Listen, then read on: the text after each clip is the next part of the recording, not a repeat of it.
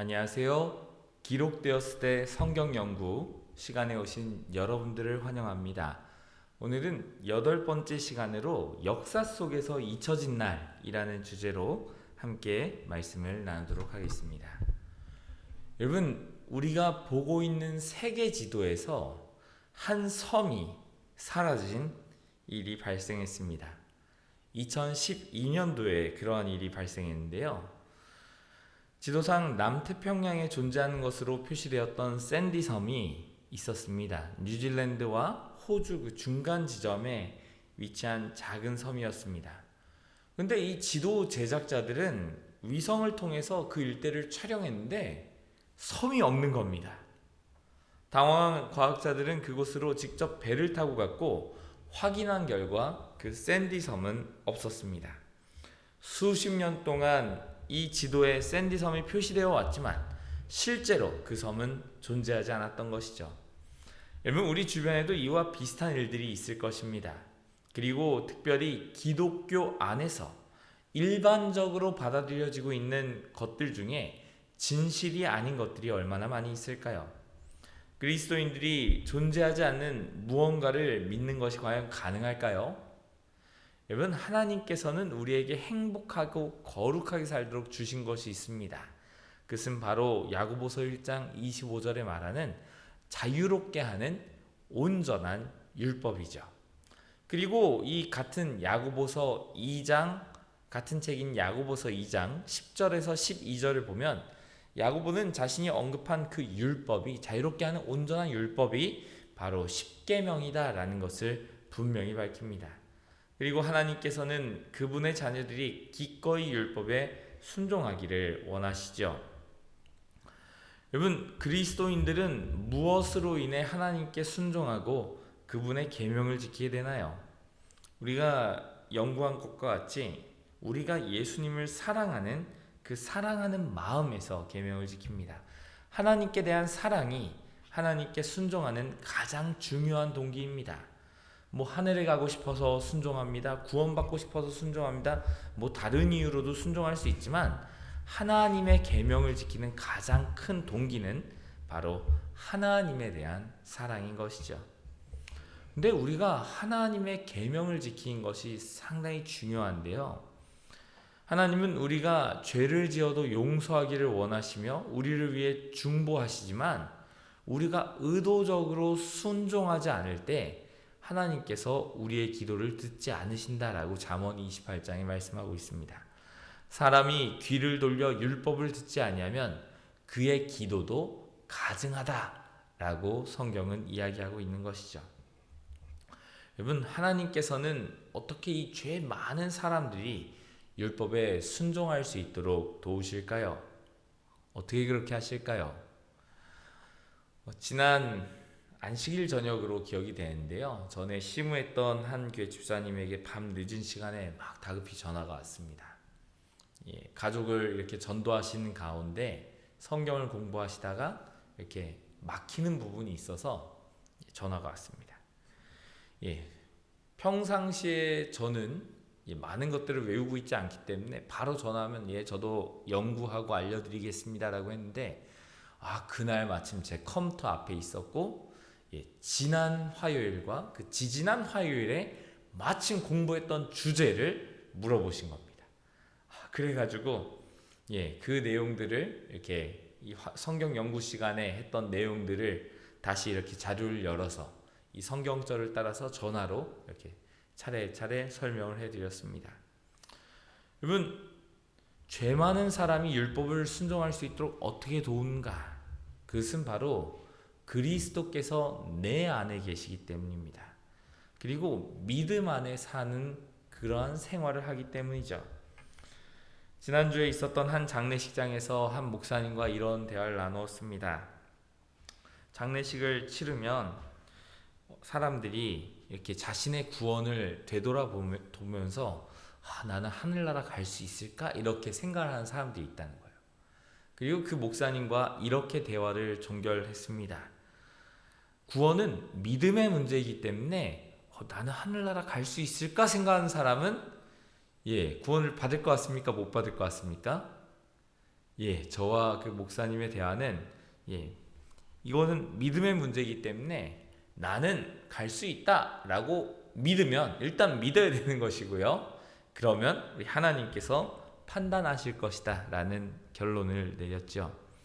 여러분, 우리가 예수님께 순종할 때 그분께서는 우리 안에 사십니다. 그리고 우리에게 능력과 거룩함을 주십니다. 예수님께서 우리 삶 속에 거하실 때 우리는 그분과 협력함으로써 하나님께 순종할 수 있는 것이죠. 이 계명에 대한 순종과 율법에 대한 순종에 대한 질문이 나타났을 때 그 답은 이 갈라디아 2장 20절로밖에 대답할 수 있는 것입니다. 여러분, 하나님과 그분의 백성 사이에 특별히 표징이 되는 계명이 있습니다. 그것은 바로 에스겔 20장 12절에 말한 것처럼 내가 그들을 거룩하게 하는 여호와인 줄 알게 하려고 내 안식일을 주어 그들과 내 사이에 표징을 삼았다라고 하는 안식일 계명이죠. 제7일 안식일은 하나님께서 그분의 자녀들에게 주신 표징인데 이것은 그분의 형상대로 그들을 재창조하실 수 있다라는 것을 알려주는 표징입니다. 하나님께서 엿새 동안 창조하시고 그 창조의 기념일로 안식일에 쉬셨으면 그분을 믿는 그 백성들을 다시 새롭게 창조할 수 있다라고 하는 표징인 것이죠. 안식일은 하나님의 창조의 능력을 나타내는 표징입니다. 그리고 이 능력으로 하나님께 세상을 창조하셨고 그 능력으로 같은 능력으로 우리의 마음에 부드러운 새로운 마음을 창조하실 수 있는 것입니다. 여러분, 하나님께서는 예수님이 십자가에 돌아가신 이후에 그리스도인들이 안식일을 지키기를 원하셨습니다. 그래서 예수님은 자신이 십자가에서 죽임을 당한 지 40년 후인 그 기원 후 70년경에 예루살렘이 멸망할 것을 내다보시고 그분을 따르는 자들이 도망한 날이 안식일이 되지 않도록 기도하라 라고 말씀하셨죠. 예수님은 십자가 이후에도 그분의 백성들에게 안식일이 여전히 중요하다는 것을 분명하게 말씀하고 계신 것입니다. 근데 여러분, 요즘 왜 많은 사람들은 안식일 대신 일요일을 지키고 있을까요? 여러분, 우리는 일요일을 지키는 이유를 성경에서 찾을 수 없습니다. 성경 어디에도 일요일 준수를 언급하지 않기 때문이죠. 왜냐하면 하나님께서 인류에게 그날을 거룩하게 지키라고 말씀하신 적이 없기 때문입니다. 성경 어디에도 일요일을 거룩하게 지키라는 명령은 없습니다. 신약 성경 몇 곳에서는 일요일에 대한 언급이 나옵니다. 마태복음 28장 안식일이 다 지나고, 마가복음 16장 안식일이 지남에, 안식 후 첫날, 이러한 내용들이 나타나지만 이것이 거룩한 준수와 관계가 없는 것이죠. 마가복음 16장에도 안식 후 첫날, 이런 말이 등장하지만 예배에 대한 내용이 아닙니다. 누가복음 24장에도 안식 후 첫날 무덤에 갔다라는 말은 있지만 그것을 기념하라라는 말은 없죠. 요한복음 20장에도 안식 후 첫날 일찍이 아직 어두울 때에 막달라 마리아가 무덤에서 돌이 옮겨진 것을 보았다 라고 일주일의 첫날을 언급하고 있지만 그날을 이 안식과 경배의 날로 제한하지는 않습니다. 여러분, 일주일의 첫날에 대한 언급을 신약 성경 다른 곳에서 찾을 수 있는데요. 제자들이 모인 그 증거가 요한복음 20장에 나타나 있습니다. 안식 후 첫날 저녁 때에 제자들이 유대인들을 두려워하여 모인 곳의 문들을 닫았다. 여러분, 이날 제자들이 모인 유일한 이유는, 성경에 기록하고 있는 유일한 이유는 예수님을 십자가에 죽인 유대인들이 무서웠기 때문에, 두려웠기 때문에 모였다라고 기록하고 있는 것이죠. 절대 예배를 위해서 모였다라고 기록하고 있지 않은 것입니다. 사도행전에도 기록이 있죠. 그 주간의 첫날에 떡을 때려 모였다. 바울이 이튿날 떠나가고자 하여 그들에게 강론할세 말을 밤중까지 계속하매. 여러분, 바울이 주일의 첫날 일요일날 설교를 하고 있습니다. 성경의 하루는 일몰로 시작하여 다음날 일몰로 끝이 납니다. 따라서 바울은 일주일의 첫날이 시작하는 토요일 저녁에 설교를 하고 있던 겁니다. 일요일 밤이 그 둘째 날이 시작되는 것이죠. 또한 바울이 주일의 첫날에 설교했다는 사실만으로 그것을 거룩하다라고 할 수는 없는 것입니다. 그러니까 이날 있었던 집회는 토요일 밤에 있었던 집회를 이야기하는 것이죠. 일주일의 첫날에 대한 언급은 성경 고린도전서에도 나타나고 있습니다. 특별히 헌금과 관련된 연보에 관하여 언급을 하고 있죠. 성도를 위하여 연보하는 것에 관하여는 내가 갈라디아 교인들에게 명한 것과 같이 너희도 그렇게 하라. 매주 첫날에 너희 각 사람이 수입에 따라 모아두어서 내가 갈 때 연보를 하게 하라. 바울은 신자들에게 매 주일의 첫날에 집에서 돈을 구별해 놓으라 라고 권고합니다. 그렇게 해서 그가 사람들을 보내어 예루살렘에 있는 신자들을 돕기 위해 구호자금을 거둘 때에 지체되지 않을 수 있도록 했습니다. 주일 중 첫째 날에 돈을 따로 모아두었으니 그 날이 거룩하다라고 주장하는 것이 아니란 것이죠. 여러분, 예수님께서는 분명히 일요일날 부활하셨습니다. 그런데 그 부활을 기념하여 일요일을 지키기를 원하셨을까 하는 질문이죠. 로마서 6장 3절 4절 읽겠습니다. 무릇 그리스도와 합하여 침례를 받은 우리는 그의 죽으심과 합하여 침례를 받은 줄을 알지 못하느냐. 그러므로 우리가 그의 죽으심과 합하여 침례를 받음으로 그와 함께 장사되었나니 이는 아버지의 영광으로 말미암아 그리스도를 죽은 자 가운데서 살리신 것 같이 우리 또한 새 생명 가운데서 행하게 하려 함이라. 여러분, 부활을 기념하는 예식은 침례라고 하는 예식이 이미 있다는 것입니다. 하나님은 일요일이 아니라 침례를 통하여 예수님의 죽으심과 부활을 기념하라라고 했습니다. 그래서 침례 의식이 제정되었습니다. 성만찬 예식도 주의 죽으심을 기념하는 예식입니다. 성경 어디에도 일요일을 예수님의 부활로 기념하라라고 하는 말은 언급되어져 있지 않죠. 고린도전서 11장에 성만찬이 주의 죽으심을 기념하는 예식임이 나타나 있습니다. 너희가 이 떡을 먹으며 이 잔을 마실 때마다 주의 죽으심을 그가 오실 때까지 전하는 것이다 라고 이야기하고 있습니다.